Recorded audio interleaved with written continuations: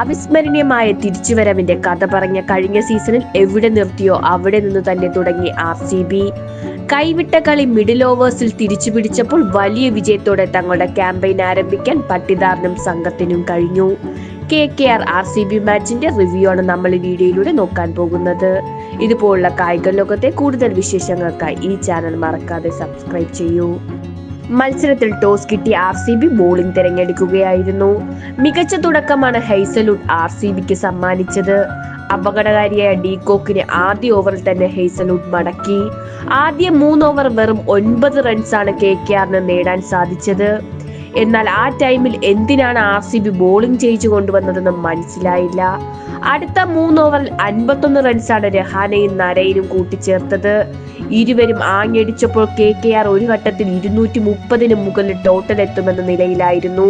എന്നാൽ റസിക് സലാം 9ാം ഓവറിൽ അവസാന പന്തിൽ നരയനെ മടക്കുമ്പോഴാണ് 55 പന്തിൽ 103 റൺസ് കൂട്ടിച്ചേർത്ത ആ പാർട്ണർഷിപ്പ് അവസാനിക്കുന്നത്. 3 പന്തിനുള്ളിൽ 56 റൺസോടെ രഹാനെയും വീണതോടെ പിന്നീട് ഒരു കൂട്ടത്തകർച്ചയാണ് KKR നേരിട്ടത്.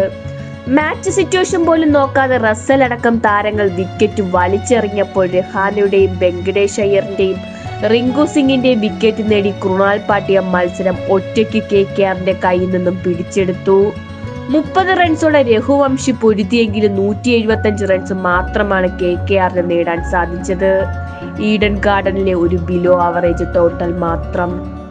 മറുപടി ബാറ്റിംഗിൽ പവർ പ്ലേയിൽ തന്നെ RCB മത്സരം ഏറെക്കുറെ സ്വന്തമാക്കി.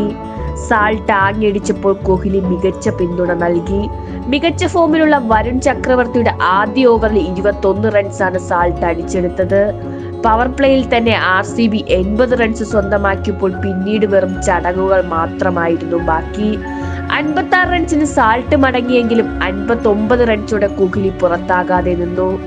ടീമിന്റെ ഏറ്റവും മികച്ച ബോളറായ നരയനു രഹാന പന്ത് നൽകുന്നത് 8ാം ഓവറിൽ മാത്രമാണ്. അപ്പോഴേക്കും RCBയുടെ ടോട്ടൽ 85 കടന്നിരുന്നു. ഒടുവിൽ 22 പന്തുകൾ ബാക്കി നിൽക്കെ 7 വിക്കറ്റിന്റെ വലിയ വിജയം RCB സ്വന്തമാക്കി. തങ്ങളുടെ കോർ പ്ലേയേഴ്സ് എല്ലാം ഉണ്ടായിട്ടും ക്വാളിറ്റി സ്പിന്നർമാർ ഉണ്ടായിട്ട് KKRന് ആദ്യ 10 ഓവറിൽ മാത്രമാണ് മത്സരത്തിൽ ആധിപത്യം നേടാൻ സാധിച്ചത്. ടോസ് വളരെ നിർണായക ഘടകമായപ്പോൾ സിറ്റുവേഷൻ മനസ്സിലാക്കാതെ ആഞ്ഞടിച്ച് വിക്കറ്റ് കളഞ്ഞ മധ്യനിരയും തോൽവിക്ക് കാരണമായി.